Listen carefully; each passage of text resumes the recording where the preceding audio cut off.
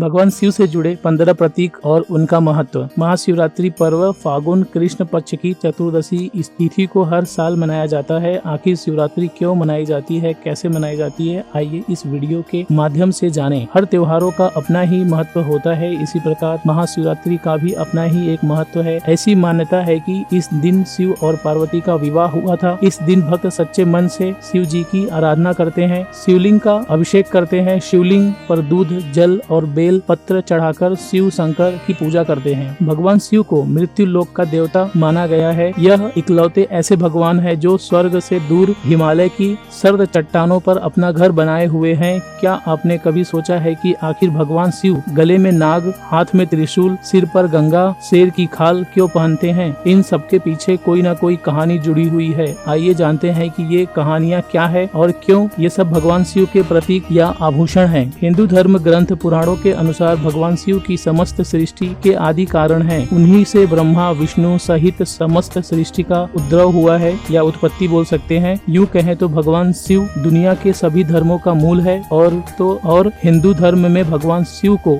मृत्यु लोक का देवता माना गया है। यह इकलौते ऐसे भगवान है जो स्वर्ग से दूर हिमालय की सर्द चट्टानों पर अपना घर बनाए हुए हैं। भगवान शिव अनजन्मे माने जाते हैं। ऐसा कहा जाता है कि उनका ना तो कोई आरंभ हुआ है और ना ही अंत होगा, इसीलिए वे अवतार न होकर साक्षात ईश्वर हैं। नंबर 1, गले में सर्प। भगवान शिव अपने गले में सर्प धारण करते हैं। यह सर्प उनके गले में 3 बार लिपटे रहता है, जो भूत, वर्तमान एवं भविष्य का सूचक है। सर्पों को भगवान शंकर के अधीन होना यही संकेत है कि भगवान शंकर तमोगुण, दोष, विकारों के नियंत्रक व संकारक हैं, जो कलह का कारण ही नहीं बल्कि जीवन के लिए घातक भी होते हैं। इसीलिए उन्हें कालों का काल भी कहा जाता है। सर्प को कुंडलिनी भी कहा गया है, जो कि एक निष्क्रिय ऊर्जा है और हर एक के भीतर होती है। नंबर 2, तीसरी आंख। भगवान शिव के प्रतीकों में से एक उनका तीसरा नेत्र है, जो कि उन्हें माथे के बीच में है। ऐसा माना जाता है कि जब वह बहुत गुस्से में होते हैं तो उनका तीसरा नेत्र खुल जाता है और फिर प्रलय का आगमन होता है। इसीलिए तीसरे नेत्र को ज्ञान और सर्वभूत का प्रतीक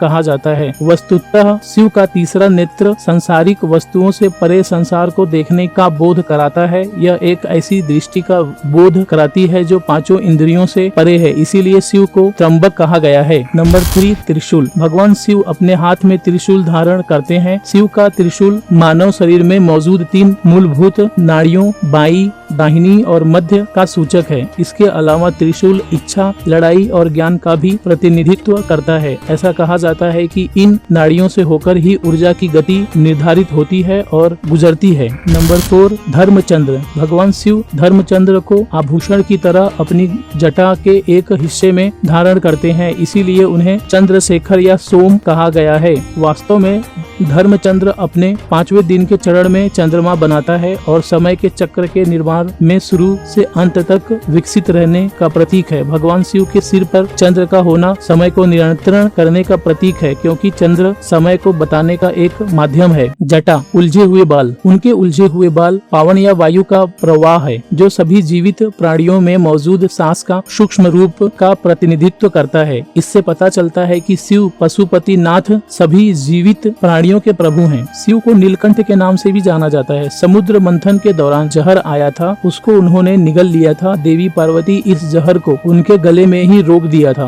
और इस प्रकार यह नीले रंग में बदल गया। तब से उन्हें नीलकंठ कहा जाने लगा। रुद्राक्ष। भगवान शिव अपने गले में रुद्राक्ष की माला पहनते हैं, जो कि रुद्राक्ष पेड़ के 108 बीजों से मिलकर बनी है। रुद्राक्ष शब्द रुद्र, जो शिव का दूसरा नाम है, और अक्ष का अर्थ आंसू से बना है। इसके पीछे कहानी यह है कि जब भगवान शिव ने गहरे ध्यान के बाद अपनी आंखें खोली तो उनकी आंखों से आंसू की बूंद पृथ्वी पर गिर गई और पवित्र रुद्राक्ष के पेड़ में बदल गया। रुद्राक्ष के मोती दुनिया के निर्माण में इस्तेमाल हुए तत्वों का प्रतिनिधित्व करते हैं। यह भी सच है कि भगवान शिव अपने ब्रह्मांडीय कानूनों के बारे में दृढ़ रहते हैं और शक्ति से ब्रह्मांड में कानून और व्यवस्था बनाए रखते हैं। नंबर 1, डमरू। यह एक छोटे से आकार का ड्रम है जो कि भगवान शिव के हाथ में रहता है और इसीलिए भगवान शिव को डमरू हस्त कहा जाता है। डमरू के दो अलग अलग भाग एक पतले गले जैसी संरचना से जुड़े होते हैं। डमरू के अलग अलग भाग अस्तित्व की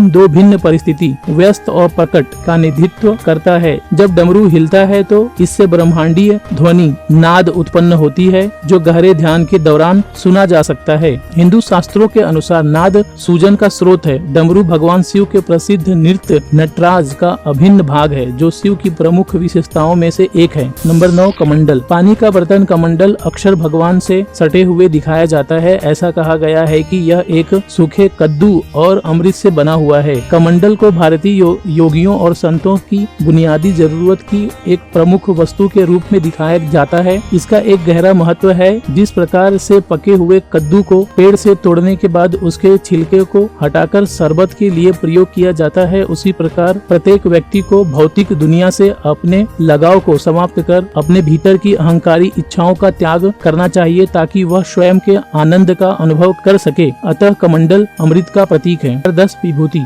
भगवान के माथे पर राख की 3 लाइन विभूति के रूप में जानी जाती है। यह भगवान और उसके प्रकट होने की महिमा की अमरता का प्रतीक है। नंबर 11 कुंडल। 2 कान के छल्ले जिन्हें अलक्ष्य जिसका अर्थ है जो किसी भी माध्यम के द्वारा दिखाया नहीं जा सकता और निरंजन जिसका अर्थ है जो नश्वर आँखों से नहीं देखा जा सकता है। भगवान द्वारा पहने गए प्रभु के कानों में सुशोभित गहने दर्शाते हैं कि भगवान शिव साधारण धारणा से परे हैं। उल्लेखनीय है कि प्रभु के बाएं कान का कुंडल महिला स्वरूप द्वारा इस्तेमाल किया गया है और उनके दाएं कान का कुंडल पुरुष स्वरूप द्वारा इस्तेमाल किया गया है। दोनों कानों में विभूषित कुंडल शिव और शक्ति पुरुष और महिला के रूप में सृष्टि के सिद्धांत का प्रतिनिधित्व करते हैं। नंबर 12 बाघ की खाल। हिंदू पौराणिक कथाओं में कहा गया है कि बाघ शक्ति और सत्ता का प्रतीक है तथा शक्ति की देवी का वाहन है। भगवान शिव अक्सर इस पर बैठते हैं या इस खाल को पहनते हैं जो कि यह दर्शाता है कि वह शक्ति के मालिक है और सभी शक्तियों से ऊपर है। बाघ ऊर्जा का भी प्रतिनिधित्व करता है। वह इस ऊर्जा का उपयोग कर इस अंतहीन सांसारिक चक्र में ब्रह्मांड परियोजना सक्रिय से चलाते हैं। नंबर 13 पवित्र गंगा। गंगा नदी या गंगा हिंदुओं के लिए सबसे बड़ी पवित्र नदी मानी जाती है।